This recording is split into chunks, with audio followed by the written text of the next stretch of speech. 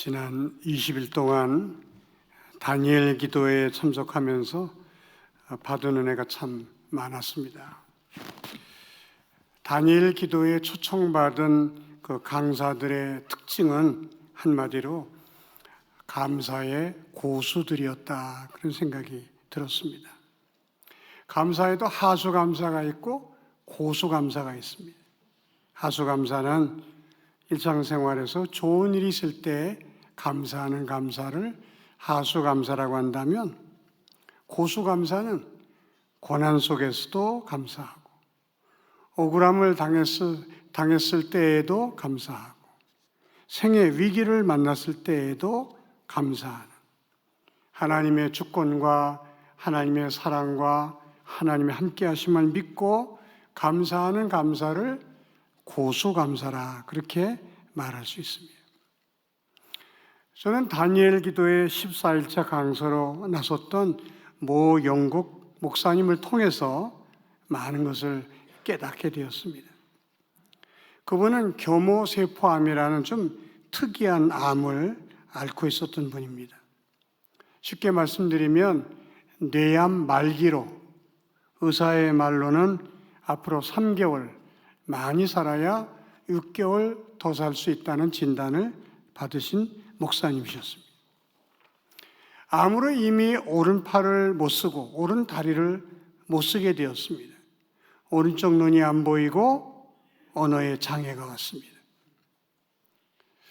그럼에도 불구하고 그분은 하루에 30번씩 그 움직이지도 못하는 오른손을 왼손으로 잡아 쳐들면서 하나님 감사합니다, 할렐루야. 하나님 감사합니다, 할렐루야. 하나님 감사합니다, 할렐루야. 얼굴에 만면에 웃음을 띠고 매일 30번씩 하나님 감사합니다, 할렐루야를 외쳤다고 합니다. 많이 살아야 6개월밖에 살지 못한다는 이 목사님이 점점 해를 거듭해서 오래 살게 되었습니다. 병으로 섬기던 교회는 사임하고 개척을 했는데 그 개척교회가 얼마나 부흥됐는지 몰라요. 예배당을 아름답게 짓고 목회를 잘하고 있으면서 이번에 다니엘 기도의 강사로 나서게 되었다고 하는 것입니다. 아직 여전히 오른팔을 못 쓰고 오른다리를 못 쓰고 오른 눈도 보이지 않습니다만 그분은 지금도 희망을 놓지 않고 기도한다고 합니다. 하나님, 오른손으로 밥을 먹게 해주세요. 그게 요즘의 기도라고 하는 것입니다. 저는 깨달았습니다. 너무나도 당연시 여기던 오른손으로 밥을 먹게 해주세요. 우리는 너무나도 당연하던 일들이 어떤 사람에게는 간절한 기도의 제목이란 사실을 깨달으면서 많은 것을 생각하게 되었습니다. 사랑하는 성도 여러분, 인생의 깊은 수렁 속에서도 감사함으로, 하나님의 사랑을 믿음으로 기도하면서 또 견딤으로 하나님의 뜻을 이루어드리고 위기를 극복해낼 수 있는 저와 여러분이 되시기를 바랍니다. 오늘 본문은 바울의 이야기입니다. 바울은 부활의 주님을 직접 만난 사람입니다. 그리고 환상 중에 천국에 올라가서 천국을 경험했던 사람이기도 합니다. 영적인 거장이라고 할 수 있습니다. 그런 바울의 육체에도 병이 있었어요. 바울은 그것을 육체의 가시 혹은 사탄의 사자라고까지 말한 걸 봐서 엄청난 고통을 주는 병임을 알 수 있습니다. 바울은 이 병을 고쳐달라고, 이 병이 떠나게 해달라고 3번이나 기도했다고 합니다. 성경에서 3, 7, 12는 완전수입니다. 자신의 몸에서 병이 떠나가기를 간절히 기도했다는 것입니다. 그러나 결과는 병이 떠난 것이 아니라, 고침을 받은 것이 아니라 내 은혜가 네게 족하도다. 이 말씀은 고쳐주지 않겠다는 뜻입니다. 내 은혜가 네게 족하도다. 병을 고쳐주지 않겠다는 이 주님의 음성을 들으면서 하나님이 그를 이렇게 깨우쳐 주셨습니다. 바울아, 네가 받은 은혜가 너무 커서 네가 교만해질까 봐. 너 교만하지 못하게 하기 위해서 내가 네 몸에 육체에 가시를 둔 거야. 기도 제목을 준 거야. 교만하지 말라고. 바울이 하나님의 뜻을 깨닫고 다시는 병을 고쳐달라고 기도하지 않았습니다. 그는 오히려 내 약함 때문에 나는 하나님을 의지할 수밖에 없었고, 내 약함 때문에 하나님의 능력을 경험할 수 있게 되었다. 그렇게 간증하는 모습을 볼 수 있습니다.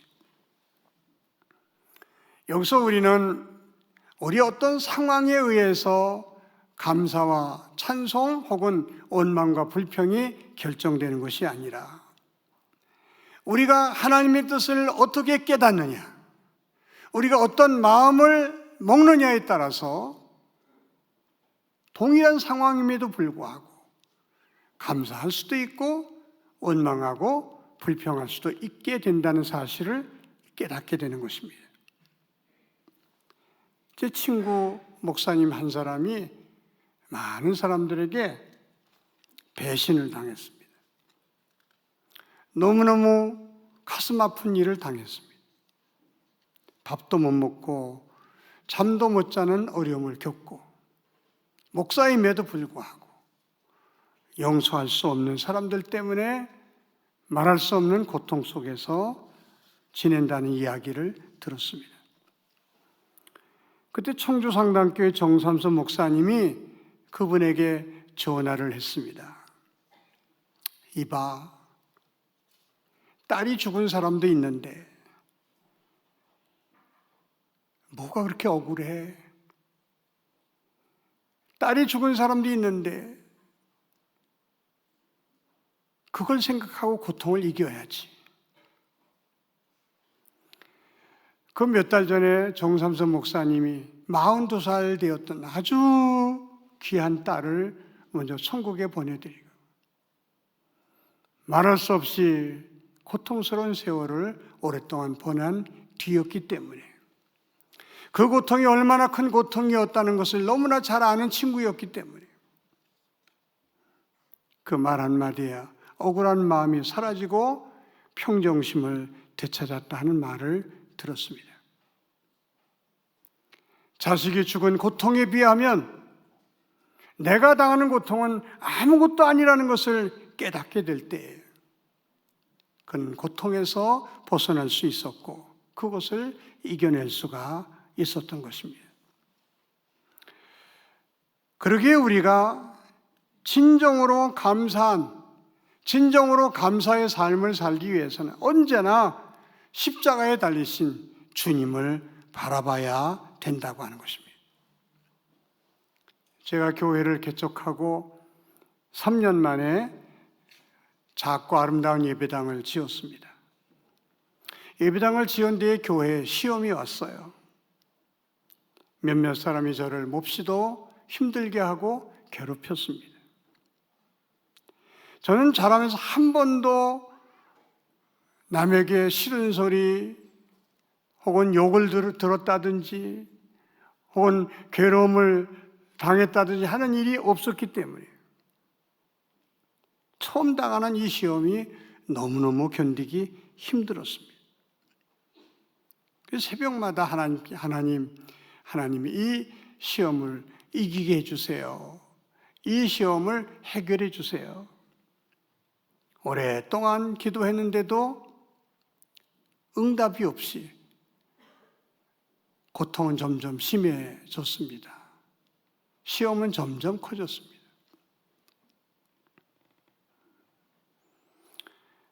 새벽마다 기도하다가 울다가 기도하다가 통곡하다가 그리고 새벽 기도를 마치고 돌아오곤 했습니다. 어느 날 울면서 기도하다가 잠이 들었어요. 제 앞에 환상이 보였습니다. 십자가에 달리신 주님이 보였습니다. 두 손에 못이 박히고 머리에 가시관을 쓰셨는데 머리에서 피가 줄줄 흘러서 얼굴을 다 덮었습니다. 십자가에 달리신 주님이 그 고통스러운 눈으로 저를 바라보시며 딱 한마디 하셨습니다. 네가 나보다 더 힘드냐? 네가 나보다 더 힘드냐 하시는 이 주님의 음성을 듣고 제가 다시 일어날 수가 있었습니다. 내게 어떤 어려움이 있어도 나 위하여 십자가에 달리신 주님만큼 어렵겠습니까? 내가 아무리 고통스럽다 할지라도 십자가에 달린 주님만큼, 주님 이상으로 고통스럽겠습니까? 내가 아무리 억울하다 할지라도 아무 죄도 없이 죄인 취급을 받으시고 십자가에 달려 죽은 주님처럼 억울하겠습니까? 우리는 어떤 어려움을 당한다 할지라도 십자가에 달리신 주님을 바라볼 때 일어날 수가 있는 것입니다. 그리고 구원의 은총에 감사하는 사람이 될 수 있는 것입니다. 우리가 받은 구원이 얼마나 감사한 구원인지 30년 전에 소록도를 방문한 적이 있었습니다. 소록도에는 지금도 음성 나환자들이 많이 살고 계십니다. 과거에는 나병을 앓았던 사람들이 고침을 받고 육지에 나가도 할 일이 없기 때문에 소록도에 그냥 머물러 사는 분들이 많았습니다. 병은 나았지만 코도 뭉그러지고 손에 손가락도 다 잘라진 뭉뚝손입니다. 함께 예배를 드리는데 그 뭉뚝손을 치면서 박수를 치면서 찬송을 하고 예배를 드리는 모습을 봤습니다. 그리고 한 분이 나와서 간증을 합니다. 저는 나병에 걸리기 전에 부자로 살았던 사람입니다. 잘 나갔던 사람입니다. 근데 나병에 걸려서 소록도에 실려왔습니다. 죽으려고 몇 번 시도했지만 내 마음대로 죽지도 못했습니다. 그러다가 소록도에 오신 목사님을 통해서 예수를 믿게 됐습니다. 예수를 믿고 구원을 받게 됐습니다. 그리고 나병도 마침내 나았습니다. 이제 와서 돌이켜보니 나병은 나에게 저주가 아니고 하나님의 은총의 통로였습니다. 나병이 아니었다면 내가 예수를 믿을 수 없었고 나는 구원받지 못했을 것입니다. 과거에는 저주라고 생각했던 나병이 지금 생각해보니 은총의 통로였습니다. 그러면서 하나님께 감사하는 모습을 보고 참 많은 것을 깨닫고 왔습니다. 여러분, 저와 여러분은 나병을 알지도 못하고 한 번도 나병에 걸리지도 않았는데 하나님의 은혜로 예수 믿고 구원받았으니 얼마나 감사합니까? 얼마나 축복된 사람입니까? 그분은 나병에 걸림으로 말미암아 예수 믿게 되었다고 그 나병 자체를 하나님의 은혜라고 간증했습니다. 저와 여러분이 예수 믿고 구원받은 것은 보통 일이 아닙니다. 세상의 어떤 가치라도 환산할 수 없는 참으로 귀한 일이 하나님의 은혜로 구원받은 일인 줄로 믿으시기 바랍니다. 이 놀라운 구원의 은총을 생각하면서 어떤 상황 속에서도 감사할 줄 아는 저와 여러분이 되시기를 바랍니다. 우리가 감사하는 삶을 살려면, 감사하는 사람이 되려면 무엇보다도 하나님의 은혜를 깨달을 줄 아는, 은혜를 은혜로 아는 그런 믿음이 필요합니다. 은혜를 많이 받았지만 깨닫지 못하는 사람에게는요, 그게 은혜가 될 수도 없고 감사가 될 수도 없는 거예요. 정말 은혜가 은혜되기 위해서는요, 우리가 하나님의 은혜를 깨닫는 그런 은혜가 또 필요한 것입니다. 저와 여러분이 은혜의 안경을 쓰고 세상을 바라본다면, 감사의 안경을 쓰고 우리의 삶을 바라본다면 아마 감사하지 못할 것이 하나도 없고 찬송 못할 것이 하나도 없다, 그렇게 생각됩니다. 이번 다니엘 기도에 18일차 강사로 나섰던 손경민이라는 목사님이 계셨습니다. 이분이 많은 어려움을 겪습니다.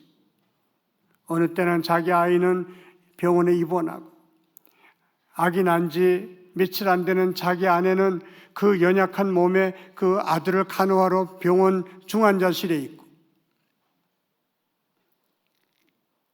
또 자기네를 돌봐주던 그 장모님은 무릎 수술로 병원에 입원해 있고,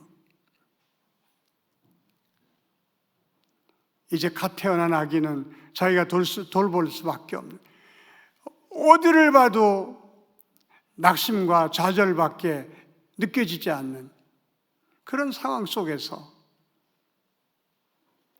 자기 사무실에 앉아 묵상하는데 하나님이 그런 마음을 주시더래요. 얘야, 지금까지 네가 누려왔던 모든 것들이 내 힘으로 된 거냐, 아니면 하나님의 은혜였냐? 네가 걸어왔던 모든 순간순간이 은혜였냐, 아니면 네 힘이었냐? 네가 당연하게 그동안 생각했던 모든 것들이 하나님의 은혜임을 알지 못하느냐?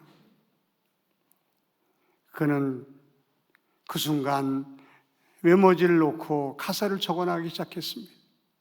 그리고 거기다 곡을 붙였습니다. 그 곡이 우리가 잘 알고 즐겨 부르는 은혜라는 복음성가입니다.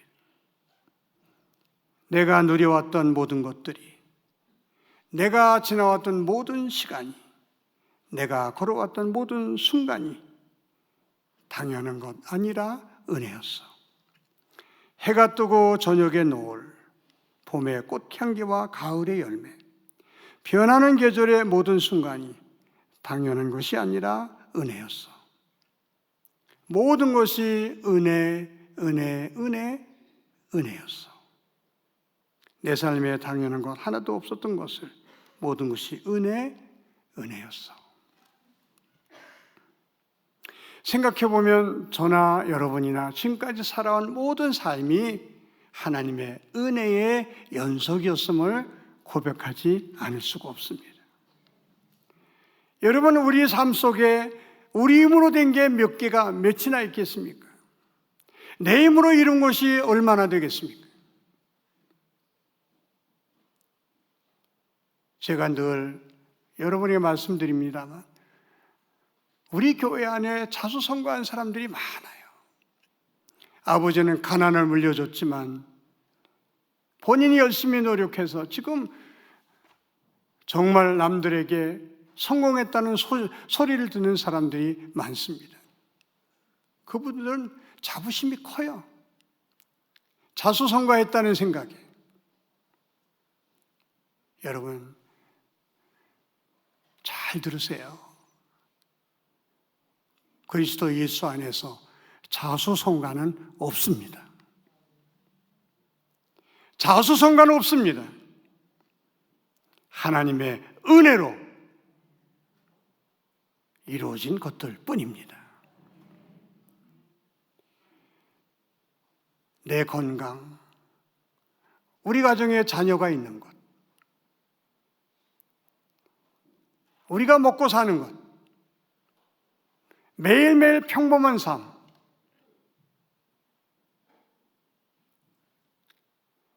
뇌암에 걸린 목사님의 기도로 오른손으로 밥 먹는 게 소원입니다. 하나님, 오른손으로 밥 먹을 수 있게 하여 주시옵소서. 그분의 간절한 기도예요. 여러분, 오른손으로 밥을 먹을 수 있는 것 하나님의 은혜인 줄로 믿으시기 바랍니다.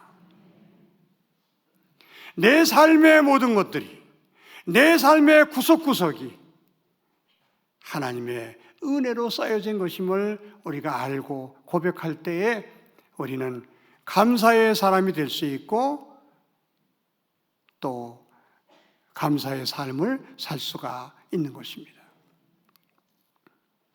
데살로니가전서 5장 18절에는 범사에 감사하라. 이는 그리스도 예수 안에서 너희를 향하신 하나님의 뜻이니라. 감사하라고 하시면서 이걸 명령형으로 말씀하셨어요. 조금 어색한 표현일 수 있습니다. 여러분, 우리가 자식들에게 너 부모에게 감사해야 돼 명령한다면 그게 좀 격이 안 맞지 않습니까? 그럼에도 불구하고 범사에 감사하라 명령형으로 쓰신 이유가 뭘까요?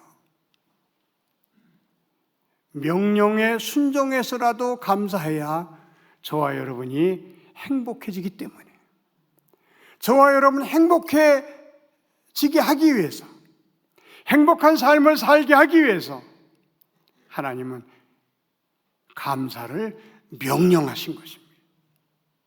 하기 싫어도 명령에 순종하면 너 행복해져. 너 감사하기 전까지는 행복할 수가 없어. 아무리 많은 것을 가지고 산다 할지라도 네가 진심으로 감사하기 전에 너는 행복할 수 없어.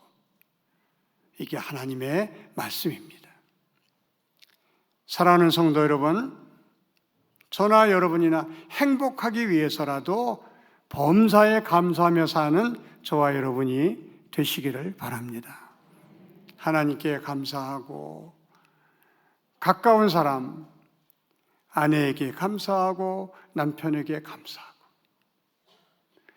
아이들에게 감사하고, 부모에게 감사하고, 교회에서 서로서로 감사하고, 감사하는 삶을 살다 보면 저와 여러분의 마음속에 생각지도 못했던 기쁨과 행복이 차고 넘치게 될 줄로 믿으시기 바랍니다.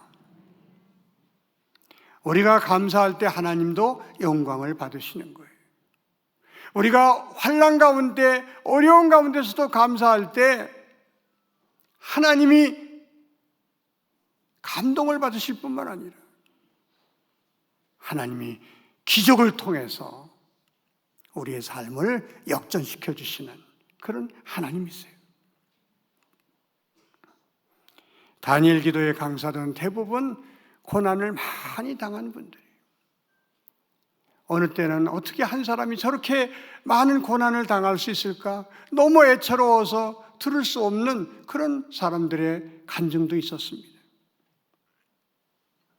그런데도 그분들이 하나님의 신실하심을 믿고, 하나님의 살아계심을 믿고, 하나님의 사랑을 의심치 않고 감사하고 또 감사하고 찬양하고 또 찬양했더니 마침내 하나님이 그 구덩이 같은 데서 건져주시고 위기를 극복하게 해주시고, 그래서 복된 삶을 간증하게 하신 귀한 분들임을 알 수가 있었습니다.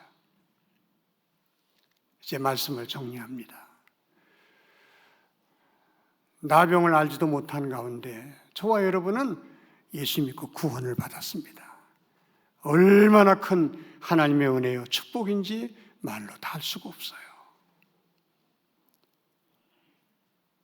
하나님이 나 같은 죄인을 위해서 당신의 아들을 희생시키면서까지 나를 구원해 주셨구나. 이걸 기억하고 예수 그리스도 안에서 항상 기뻐하고 감사하는 저와 여러분이 되시기를 바랍니다.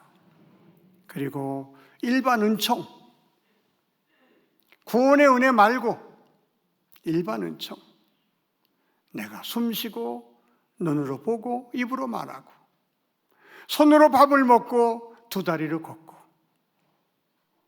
사랑하는 가족들과 함께 아침과 저녁을 먹을 수 있는 이 행복, 이것이 다 하나님의 은혜였다는 사실을 늘 기억하며 하나님께 감사하며 감사함으로 영광을 돌리고 감사함으로 더욱더 행복해지시는 저와 여러분이 되시기를 주님의 이름으로 축원합니다.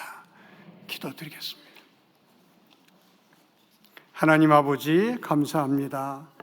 모든 것이 주의 은혜요 주의 사랑이요 축복이었건만 저희들이 그것을 깨닫지 못하고 감사보다는 원망할 때가 많았고 찬송할 때보다는 불평할 때가 많았음을 회개합니다. 용서하여 주시옵소서. 구원의 은총도 엄청난 축복이지만 일반 은총, 평범한 매일매일의 삶이 하나님의 큰 은혜요 기적의 연속임을 깨닫고 늘 감사하며 사는 저희 모두가 되게 하여 주시옵소서. 예수님의 이름으로 기도하옵나이다. 아멘.